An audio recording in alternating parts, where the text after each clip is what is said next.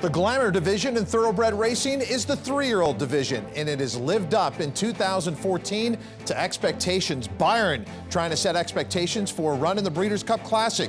We'll also have works over the turf.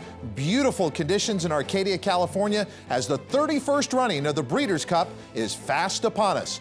You're watching The Works on America's Horse Racing Network, TVG. Welcome to the TVG studios in Los Angeles. I'm Todd Schrupp, and let me introduce you, a member of our team. That is Brittany. Now, Brittany, yes? You're monitoring social media. Right. I grew up with the floppy disk, so I'm coming around to all of this. I'm familiar with the floppy disk. So when we talk about the public work of the day, would I be correct in saying hashtag obvi? Hashtag obvi is perfect. Today, I loved your responses yesterday, but today what we're going to focus on for our public work of the day is going to be, as Todd kind of hinted to you, obviously your Breeders' Cup Mile Contender. Now make sure you use the hashtag TVGWorks or I won't be able to see it. Obviously, we'll be on the couch here grading these works. Simon Bray alongside former jockey Donna Barton Brothers and current trainer Tom Amoss, who has Rhea Antonia in the Breeders' Cup Distaff. The Works Breeders' Cup 2014, presented by Remington Park, starts right now.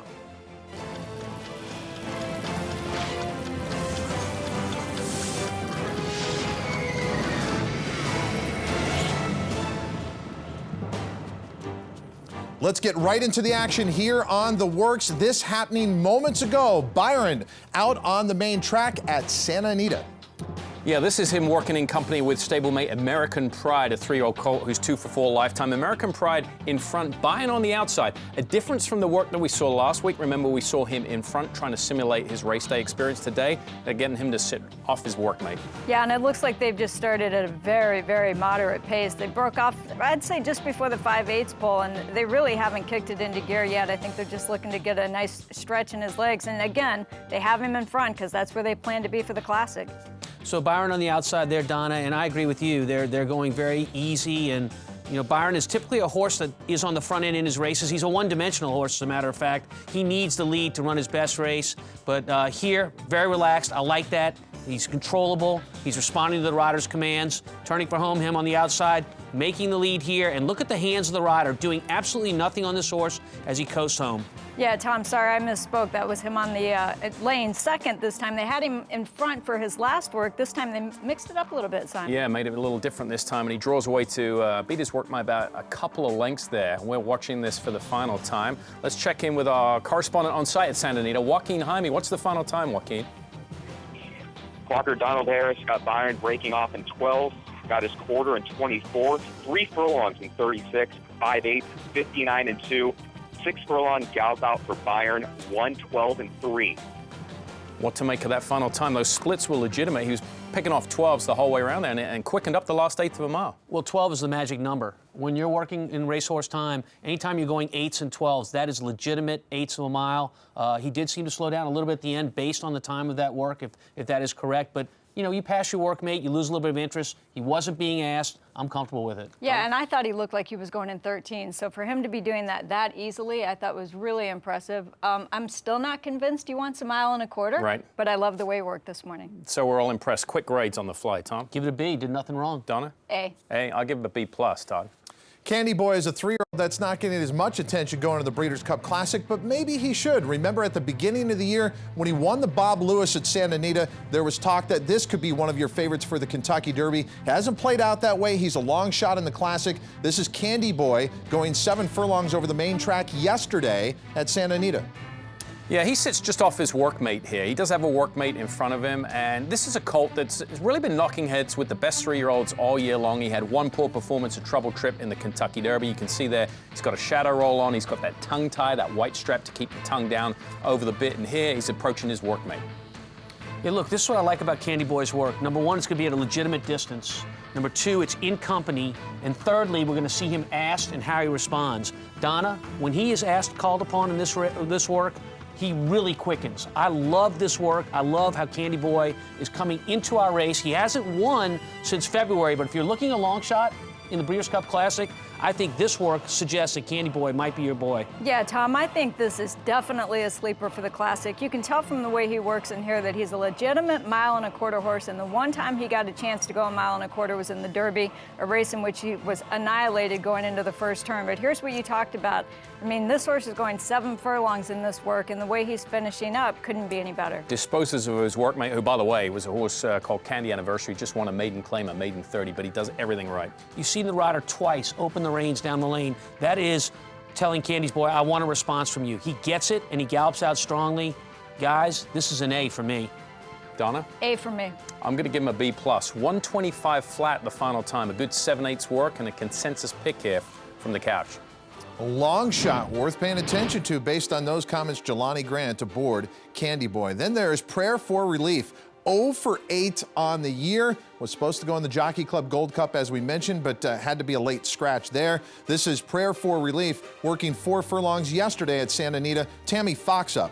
Yeah, the veteran Prayer for Relief. What is he, age of 6 now? And as Todd said, winless this year. And he just goes through the motions. I mean, he's not lighting up the work board for me, and he's not disappointing me. He just does everything right.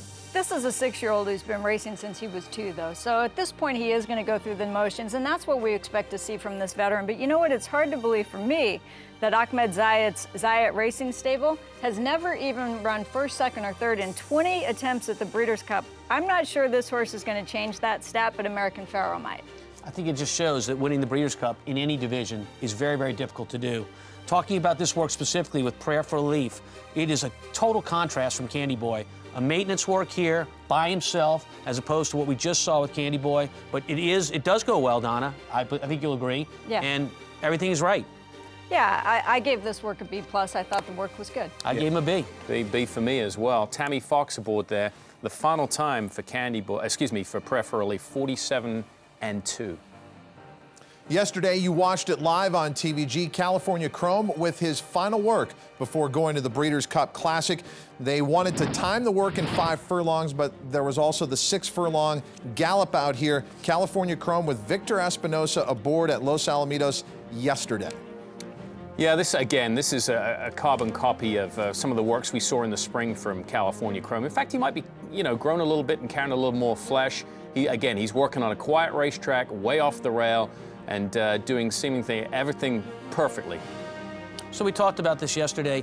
California Chrome off the rail really is a method to try to relax him. The closer he's going to be to the rail, the more aggressive he's going to be in the work, and that's not what they're looking for. The one thing I do want to point out about California Chrome is that this spring, watching him work before the Derby as well as before the Preakness in those 2 races, this is a horse now, some 6 months later, that warms up quicker on the racetrack, gets over the track very, very well. I think he's coming into a big race. Yeah, and I got a quote from the clocker at Los Alamitos yesterday. The head clocker, Russ Hudak, who's been watching him work all along, said California Chrome has really moved forward. This was a step up, the best he's done since coming back from Philadelphia, where he was 6th in the Pennsylvania Derby. And I agree. He's not getting hot. He's moving well. I really love everything about this work. And they've been warming him up a lot more in the morning, according to assistant trainer Alan Sherman. He's been jogging a lot more before his workouts. Absolute picture perfect there. Looks a picture of health, shiny coat, moving well. You point out jogging.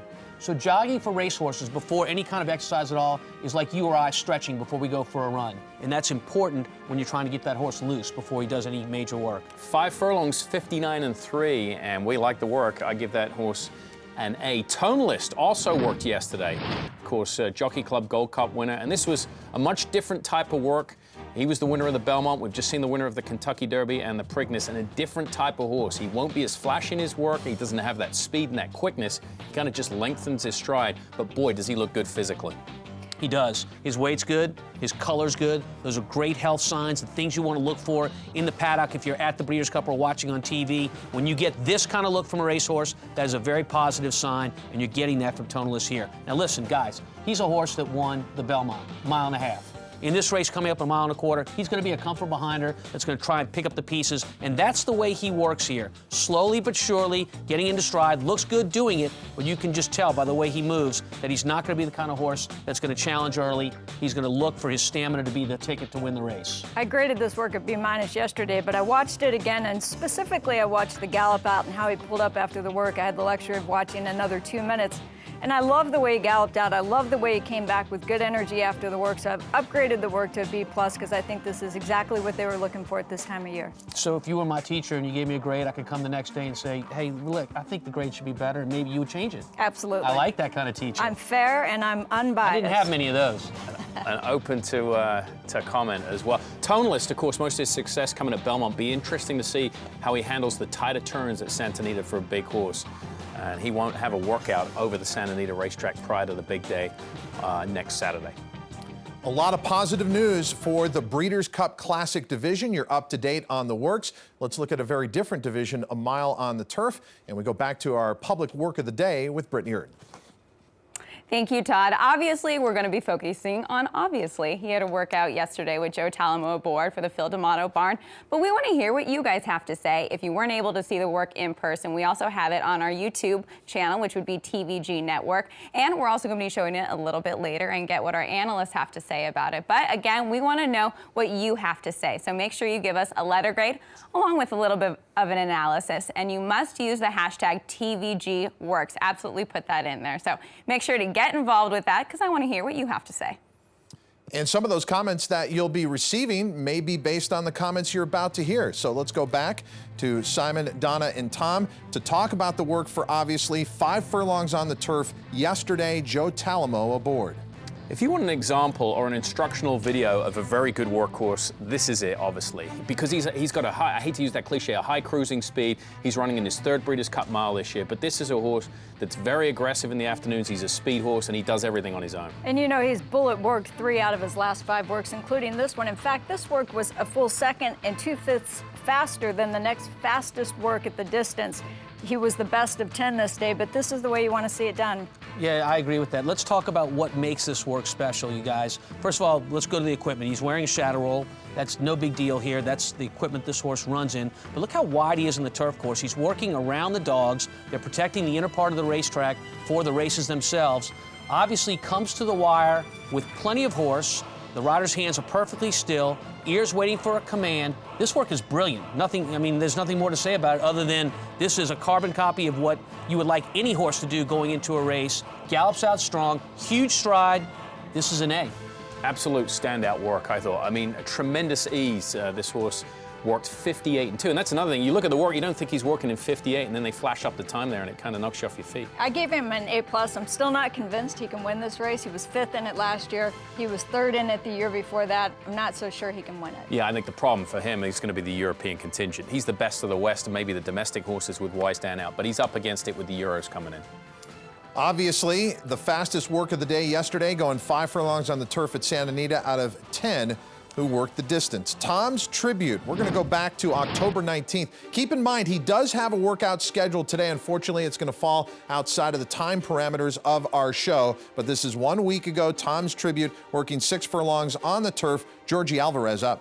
It's good to follow, obviously, with this work because they're 2 different types of workhorses. Obviously, you know, he's very energetic, highly engaged. This is a horse that trainer Jim Cassidy has get to try and relax all summer long. He could get very aggressive, anxious, and be a runoff, but they want him to be switched off. He's a much better horse when he can sit off the pace and finish, and he's working nicely here for him. It works very nicely. Let's watch Tom's tribute, Donna, as he turns for home and we get that head-on view. You'll see him called upon. He does everything with his left hand, but he definitely is called upon, and the horse responds nicely. Pay attention to the rider's body in this work. Around the 16th pole, he changes his body on him and kind of eases up on him and then does it again right before the wire. I'm not sure why that occurs because the horse is doing everything right and is sure finishing for him. Here he goes, getting ready to ask right through here. And you can see there's a couple of horses right in front of him he's about to pass. I think he asked this horse to get a little bit of acceleration to get past these horses. And then as soon as he passes these horses, that's when you see him start. There's what I'm talking about. And here's where the horses were.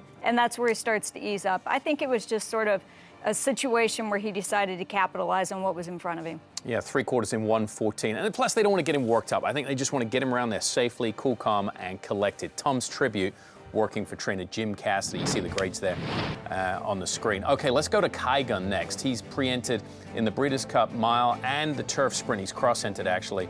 And this is a horse that has been knocking heads with some of the best turf horses in the country for trainer Mark Cassidy all year long.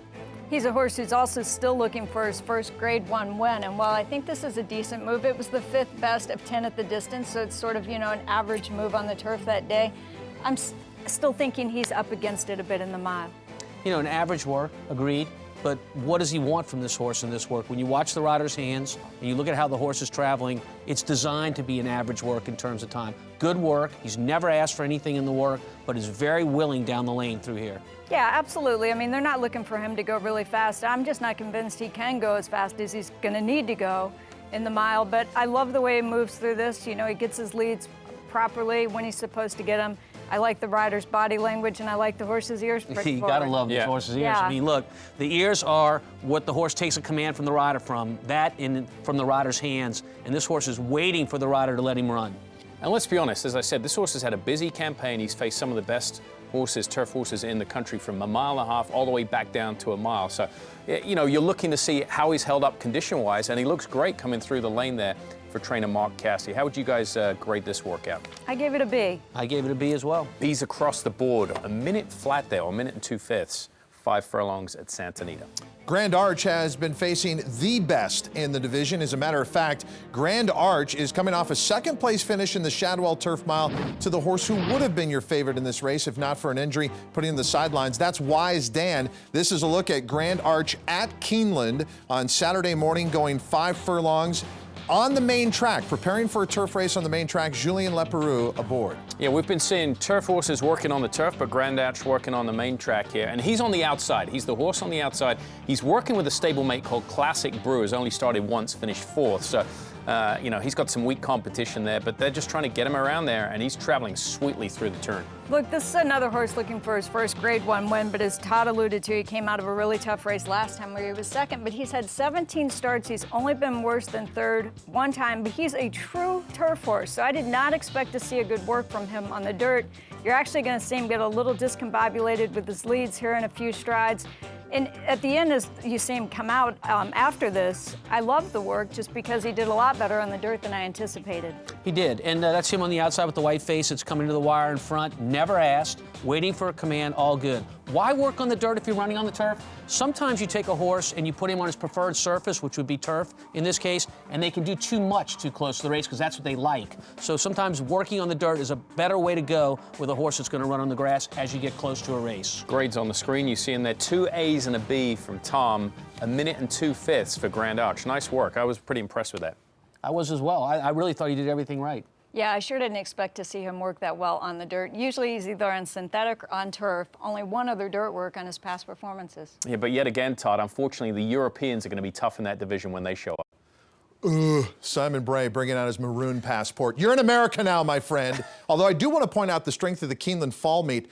When you look at Grand Arch, one of 38 horses who competed at the Keeneland Fall Meet who is pre-entered in the 2 days of Breeders' Cup races. That's phenomenal, speaking to the strength of the Keeneland Fall Meeting. Speaking of the strength of the breed, in California, it pays to own a Calbred. In truth, Calbreds run all over the country, and the Breeders' Cup is just a great example of how Calbreds compete in some of the biggest races. Think of some of the names that you'll be hearing there. Big Mocker, Big Bane Theory, and the biggest Calbred of them all, California Chrome. The last time he was in the winner's circle, it was the second jewel of horse racing's Triple Crown, the Preakness. California Chrome reaching for the wire. California Chrome has won the Preakness.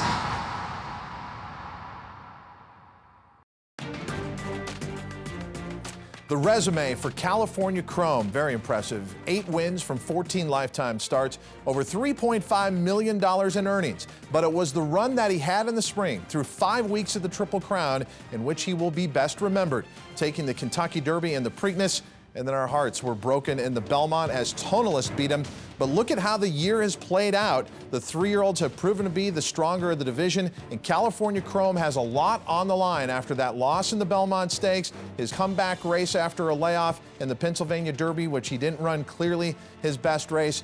He has to do well in the Breeders' Cup Classic to have any chance at winning the 3-year-old title, or maybe even Horse of the Year. A lot on the line in the Breeders' Cup Classic for California Chrome. Let's look at another division.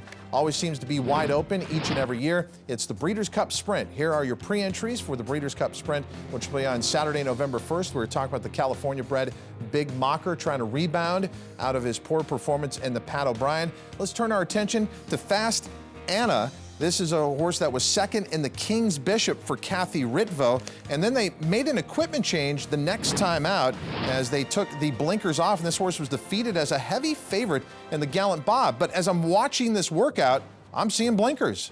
Yeah, looks like they're working in blinkers, and I'm seeing Gary Stevens. How about that? Gary Stevens come back from knee surgery, working Fast Anna for trainer Kathy Ritvo. Won this race, won the Breeders' Cup Classic last year with Mucho Macho Man.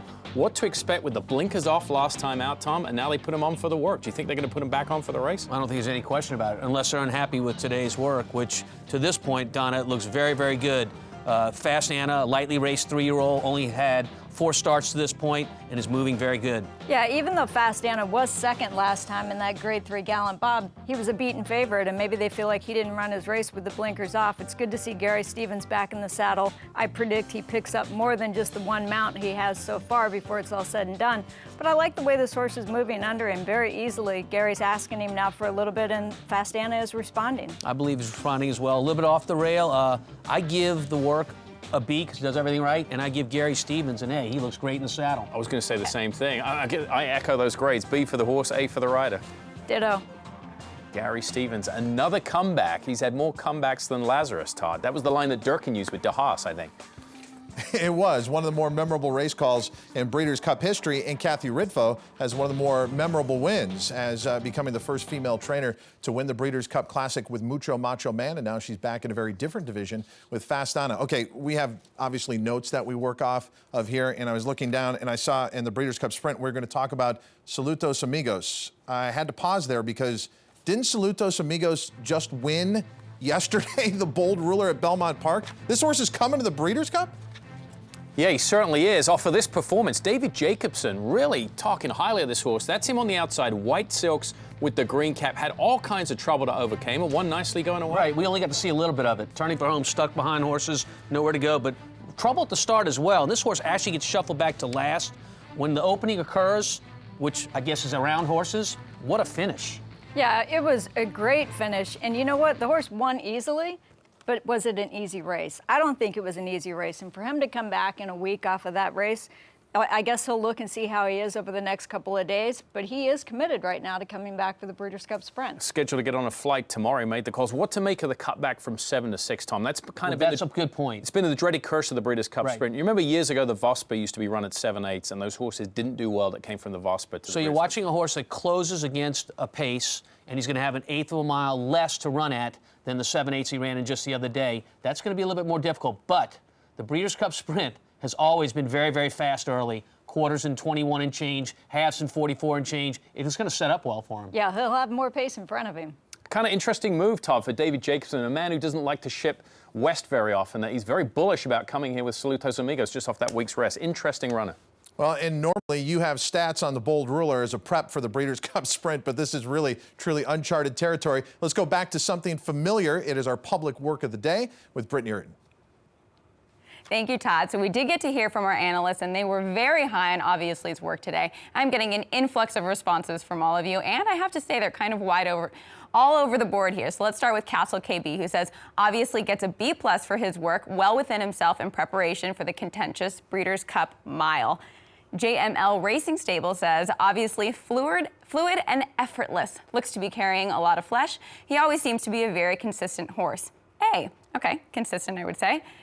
Los Pony says, I'm far from an expert on workouts, but I would give Obviously an A on his work. He did everything on his own. Ryder didn't ask. Okay, we got an A, a B. Jessa G, 723, says Obviously looks well organized, extremely impressive, in hand every step of the way in 58 and change. Wow, A+. And finally, we have Keith Rickman, who says Obviously's work, B+, ears up the whole way, waiting, nice action, and look to be covering the surface well around the dogs, strong through end. Okay, so these are all very positive responses about Obviously's work. Keep sending them in. If you didn't get a chance to watch it on our show, you can go to our YouTube channel, TVG Network. Check out Obviously's work, give us a grade, give us a little analysis, and you must use the hashtag TVGWorks, or I won't be able to see it. He's obviously going into the Breeders' Cup Mile, and with the defection of Wise Dan, it should be a wide open race there. Now, not only do we have our analysts' input on all of these workouts, but we do have some shows coming up for you. There are preview shows. So Thursday and Friday, we'll be previewing the big races on Friday and Saturday. So, of course, this is something you don't want to miss out on. 2 days of fantastic racing. For our Championship Friday, we've got the Handicapper Preview Show on Thursday, 8 p.m. Eastern Time, 5 p.m. Pacific Time. And also for our Championship Saturday, headlined by the Breeders' Cup Classic, we've got the Breeders' Cup Handicapper Preview Show on Friday, 8:30 p.m. Eastern Time, 5:30 p.m. Pacific Time. You do not want to miss out. Before we wrap up our subject, the Breeders' Cup Sprint Division, let's go back to that work from Fast Anna with the medical marvel Gary Stevens in the irons. Another look down the stretch on site at Santa Anita watching this work, Joaquin Jaime, who also has the final time.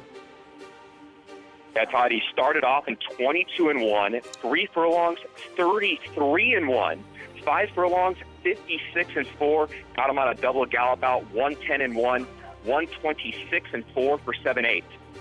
So I have to ask our panel, that's the fastest work we've seen in our time on the air. Does it change your opinion of the work in any way? I mean, that's lightning quick fractions early on. I mean, I think you pointed out correctly, early on. So really going quick early and kind of coast home, not asked, but all the same, anything that you're doing in 12 or less is a great eighth of a mile. But if you're doing the first eighth and the first quarter in 12 or less, you're going to lose a little something at the finish. Now, maybe with this horse, because he wasn't asked, he could have kept doing that. But I would like to have seen a work, even though this is a speed horse, that goes a little bit slower earlier.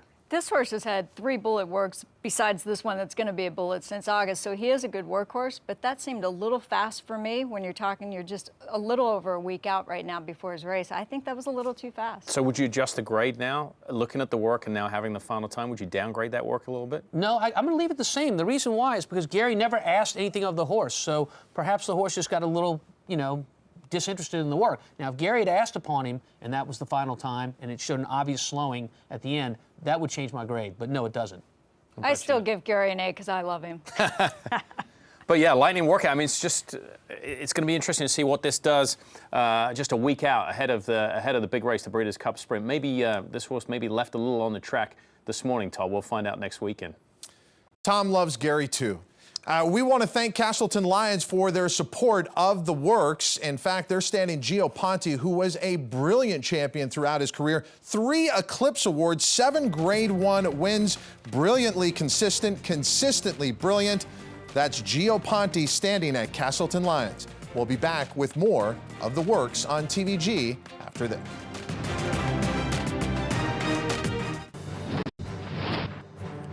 The Breeders' Cup is 2 days of championship racing, the first of which is on Halloween Friday, October 31st. I gotta go here. The spooktacular card will be highlighted by the Breeders' Cup Distaff, and one of your favorites in this race is the 3-year-old filly Untappable. Untappable working out this morning out at Santa Anita. Joaquin Jaime, describe what was on tap here for Untappable. Well, on October 19th, she was coming off that 5 furlong breeze and 58-3, the fastest of 66 that morning. So this morning, just a typical Asmussen breeze, looking for something just nice and easy. I raise you, Todd. This filly was scary good in Kentucky Oaks. Nice. And this is a totally different work. What Joaquin said, she went 5/8 and 58-3. This is, to me, is a typical Steve Asmussen work right ahead of a race. A half in 50, 51, whatever it may be. Very controlled work, just an easy maintenance work to get to the race. Yeah, one thing you pointed out for the work last week, she didn't have the rings on. She did today. You can see Carlos checking him with his watch there constantly and going, whoa, whoa, whoa, that's fast enough. So it's exactly what they're looking for. So you've seen her toss her head around a little bit in the work already. And as someone that's watched this filly all winter down at the fairgrounds, I can tell you Untappable is very difficult to gallop, and she wants her own way in her work. So this is a very similar work to what we saw all winter down in New Orleans, and of course she was on her game back then. I think she's on her game here. Look, Simon, trick or treat? Treat. This horse works really well. You like that work, huh? And look very, very good coming through the lane. Joaquin, what was the final time? 4 furlongs with Carlos Rosas, 50-2. And that's what we would expect, right? Looking at the work and knowing Steve, the way he trains. Absolutely. This close to the race, that's exactly what he wants to do. A real contrast to Fast Anna that really blitzed this close to the race. Yeah, and I give that work an A because I know it's exactly what he wanted. Trick or treats for Tom. Todd? Oh, be sure to remember that crawfish etouffee in his little candy carrier.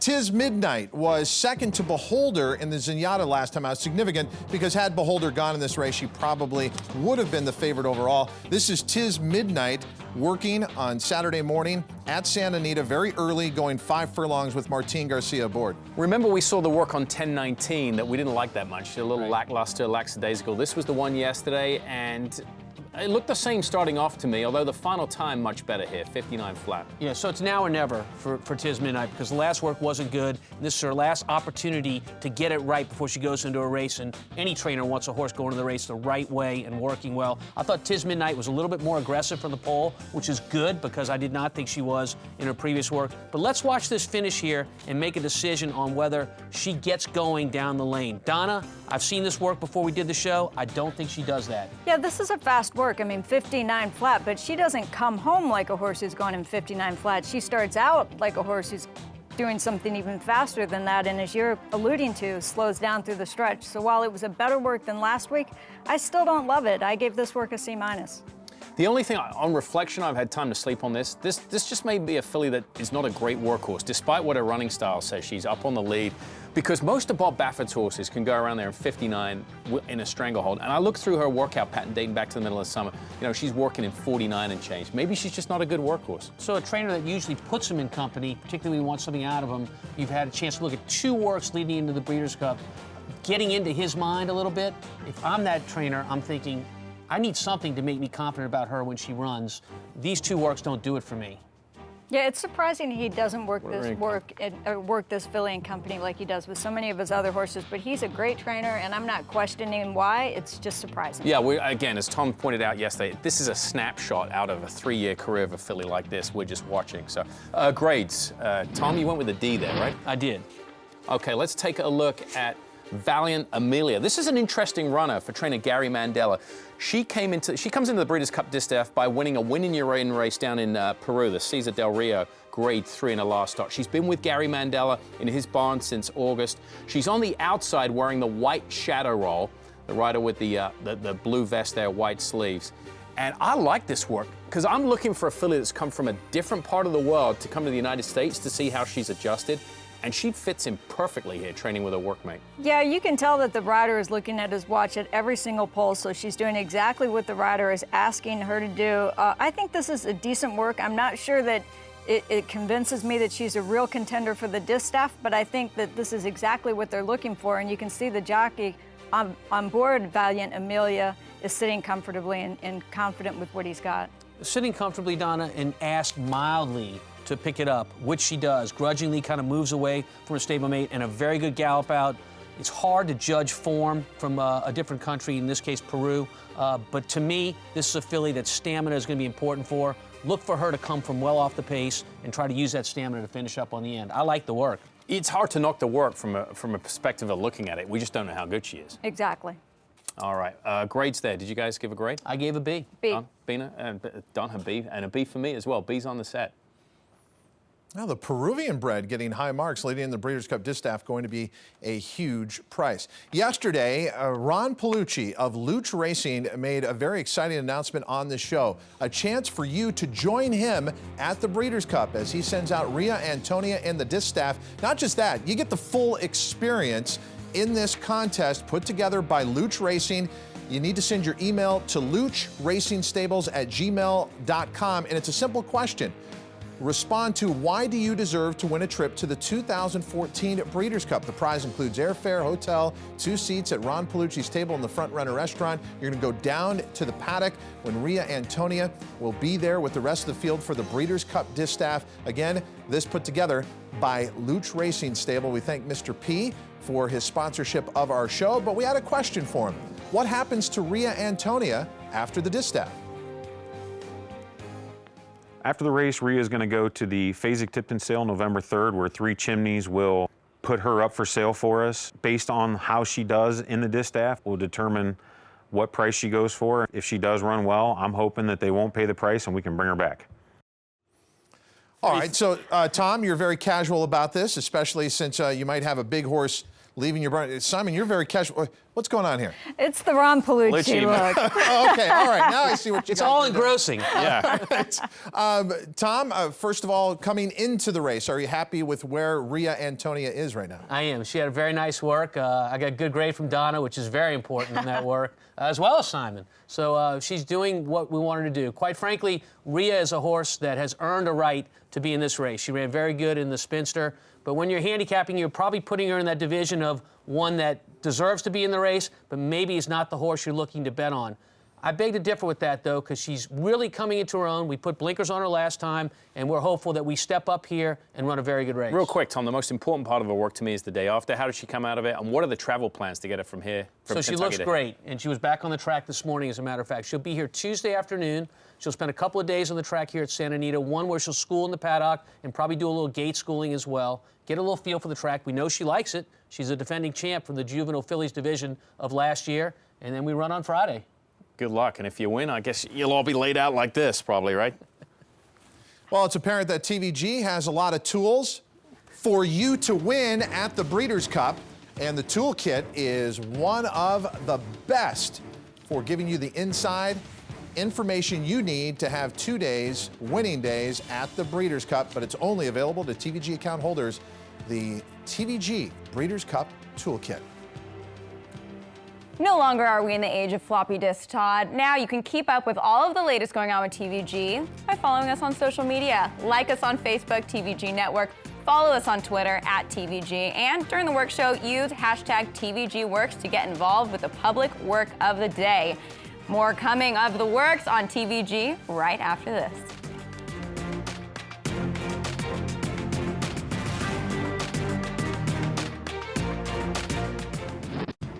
Capdeville is in with a shot. Excellent art unwinding his run. Here's Capdeville. Cosmonaut leads, but Capdeville in the blinkers going up to get the lead. Down the centre, Nobers like Showbiz. Excellent art finishing gamely in the centre of the track. But it's Capdeville in front, and it's Capdeville going on with it. And Capdeville has won the Breeders' Cup Mile. Excellent art running on gamely second. Then came Cosmonaut. Kip DeVille may have starred in Oceanport, New Jersey in the 2007 Breeders' Cup Mile on the turf, but he started his career on the prairies of Oklahoma. At Remington Park, he debuted at 2 and won a race, and 2 years later, he was on the big stage of the Breeders' Cup Mile. Welcome back to the Works Breeders' Cup 2014, presented by Remington Park. Their racing program can get you set up for a big year ahead, and there's a huge race coming up Sunday, December 14th, the $250,000 Remington Park Springboard Mile. Let's go back to the big board with Brittany Urton. Speaking of the Breeders' Cup Mile, our public work of the day is Contender, obviously, and we heard from our analysts, we heard from you guys a little bit earlier, but let's see what the rest of you have to say. Mini Kalukaru says B+, wants it, steady, no struggle, a little shaky around the last turn, but definitely prepared, well improved. We have Ivan Hippico says, obviously his work gets a C for me. Looked distracted, never fully engaged on the stretch. That's the first discord I think we've seen within all the tweets here. L. Carlisle says, ears pricked, just floated over the lawn. I'd give obviously an A for what looked like a routine work for a talented athlete.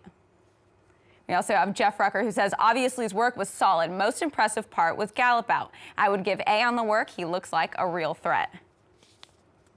Tennis Pro 24 says, obviously nice work, but too quick. Enough left in the tank for Saturday's race. Grade B. That is interesting because he did set lightning fast fractions last year in the Breeders' Cup, finishing 5th behind the winner Wise Dan. We don't have Wise Dan in this year, but we'll see how it plays out. Make sure to keep involved. We will have more public work of the day coming tomorrow, so stay tuned for who that is going to be on. But if you want to use all of this information, get the iPhone app. It's the best betting app out there. If you can't make it to the track, this is what you want to use here. Live video, results, free handicapping info, and race alerts. Now you see me here, I was using an iPad. So we also have an iPad app for all of you Apple users out there. Evolve your game with TVG. It's America's first fully integrated horse racing betting app for the iPad. It's fast, it's easy, and complete with live video, free handicapping information, race alerts, and TVG picks. Download it now on the App Store.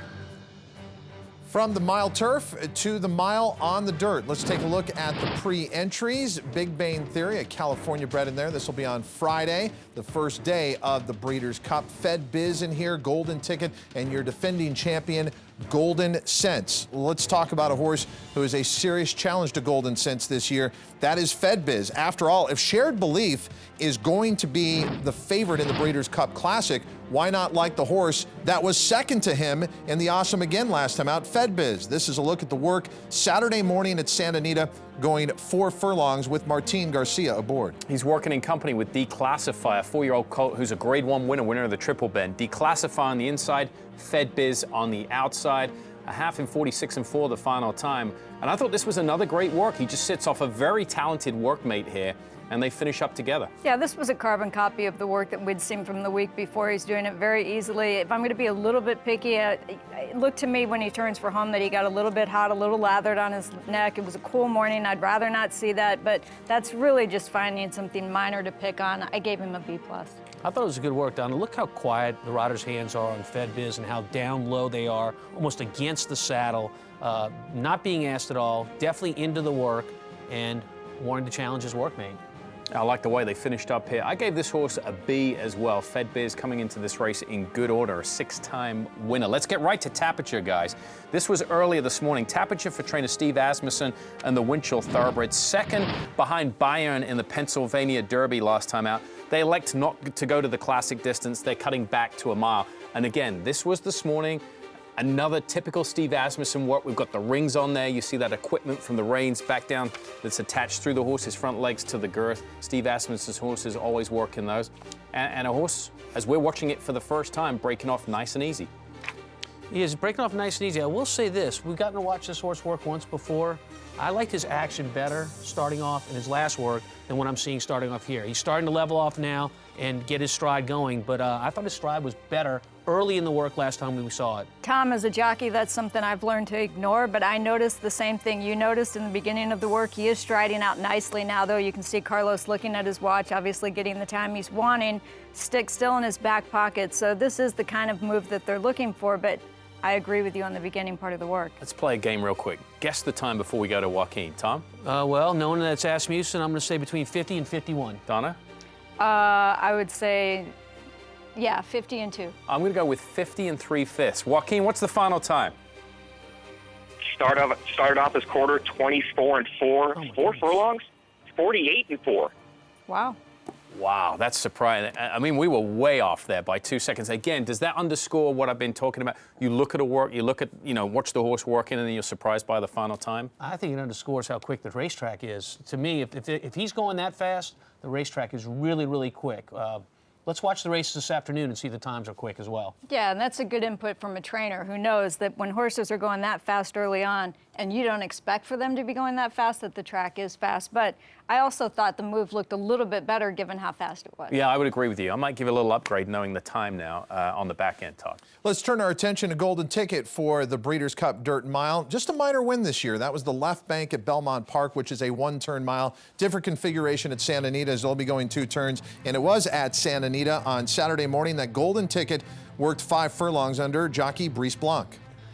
Okay, 5 furlongs, 5/8 of a mile here. The final time we'll get to at the end of it. But I gotta say, this is one of the first works that I've seen where a horse, it doesn't seem to be moving as smoothly as some of the other horses that we've seen in the work show thus far. A lot of these horses have long, fluid strides, but maybe this is Golden Ticket all along. Maybe he trains like this all along. But his action just seems a little more choppy than some of the others we've seen. Well, you mentioned, is it Golden Ticket all along? First of all, I agree with you. He's fighting the racetrack, not really that comfortable, although he starts to get comfortable here. Look, he's by Speightstown. He is the spitting image of a Speightstown I have named Some of the Parts, who travels the same exact way. He's now a 5-year-old and is still racing successfully. But I agree with you, this is not great action. But watch him get asked for during the lane right here. He's been asked for, and to me, he quickens. 59 flat, but this work doesn't convince me that I can draw a line through the Grade 2 Kelso, his last race, which was a bad race. And plus, it's not nearly as impressive as Golden Sense work that we saw yesterday, and that's who he ran second to in last year's Dirt Mile. I would agree with you. I mean, if you're putting Golden Sense next to him, there's no comparison. Golden Sense, an absolute standout. The works there, I gave it a C, Tom a B-, Donna a B. And one interesting note, Todd, if you look through, I'm not a big subscriber of this, but if you look through his form, It's unbelievable. He's a good race, bad race horse, and his last race was bad. He's meant to be sitting on a good horse, but we would differ with that work. And he's also had longevity, as you guys were talking about, from his 3-year-old season where he competed at the highest levels, and now with a shot in the Breeders' Cup Dirt Mile. You've heard the phrase before, with all due respect. You know a criticism is coming afterwards. This is a new segment on our show. Each of our analysts gets a chance to say something with all due respect to the other analyst. Donna, it is your turn. I know, I can't believe I actually get a turn. Okay, so this involves both Todd and Simon, and I think first of all we have to roll in a clip. Go ahead, roll the clip. Can I be honest with you about something? Yeah. I would be looking over your shoulder, but you're just so darn yummy today with that outfit that I can't look past thanks. that. You like that? Beautiful Like that? combination. I saw you walking in when I was pulling the media lot, and I was like, Simon thanks. wins best dressed today. And I'll say he looks yummy today, by the way. That's a new suit, right, Simon? Yeah, brand new threads. So my question is to Simon. Simon, my question Yep. to you is, did that make you feel proud or maybe just a little uneasy? Well, my metrosexualness, it probably made me feel good there for a second. So I was fine with it. But then watching that clip back, I'm really uncomfortable right now. I mean, really, I'm very uncomfortable. To use a British analogy, I really thought that was like Sherlock Holmes and Dr. Watson, which, you know, they're talking a lot about that, those two close friends. Elementary, my dear Todd. Yeah, get out your houndstooth jacket. And if you're in the market for a stallion, take a look to Louisiana. Star Guitars foals have arrived, and like the owner, they're gorgeous. The all-time Louisiana-bred money earner, Star Guitar. Check him out.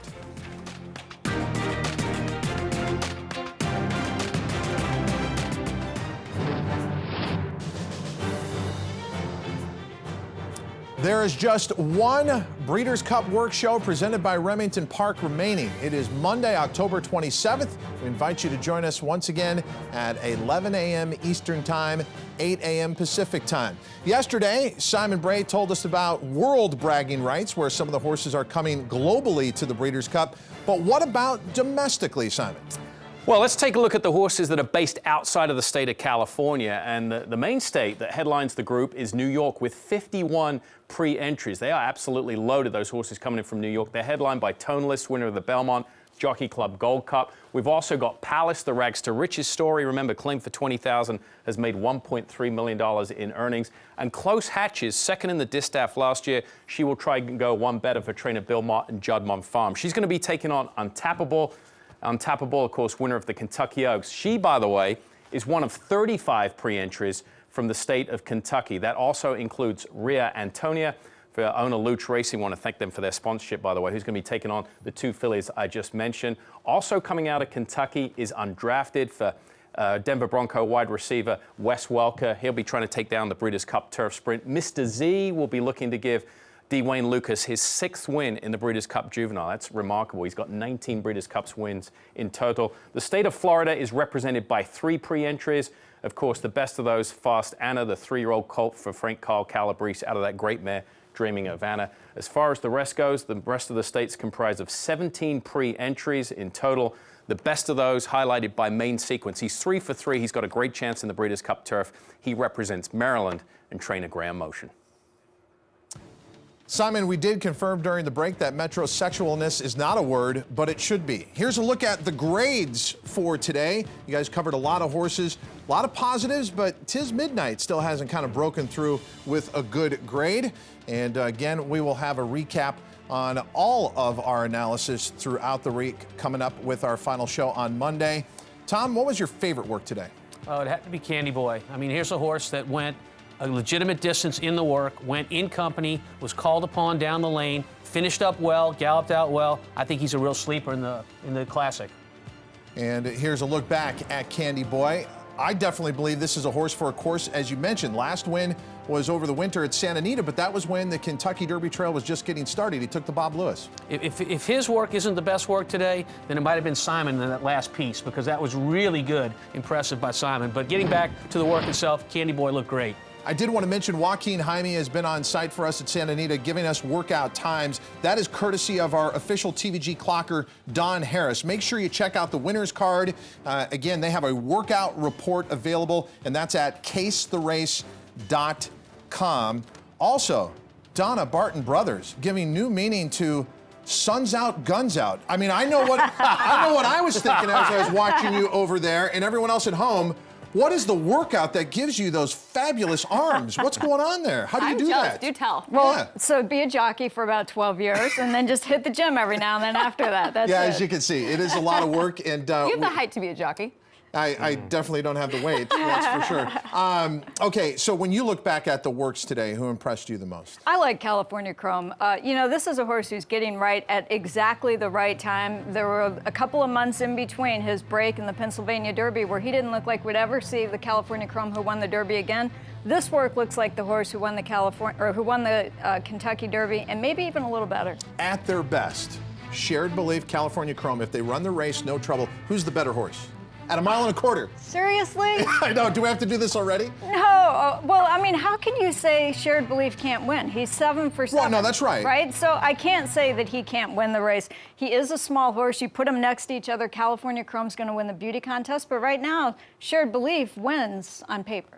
That's a strong statement from Donna Barton Brothers, saying that horse is better than your Derby and Preakness winner. Right now, I didn't anyway. necessarily We reserved say the right. that. Yeah, let's not start anything.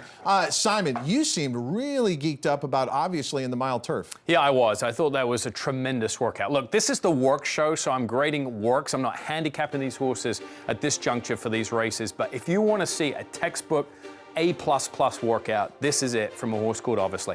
My admonition is he's probably still not good enough to win the Breeders' Cup Mile. Great works don't always translate into superior performances in the afternoon, especially at this World Thoroughbred Championship stage. But believe me, if I was to take a video and show it to someone getting into the game and said, show me an example of a horse that worked perfectly in the morning, this would be it. Absolute A+ student.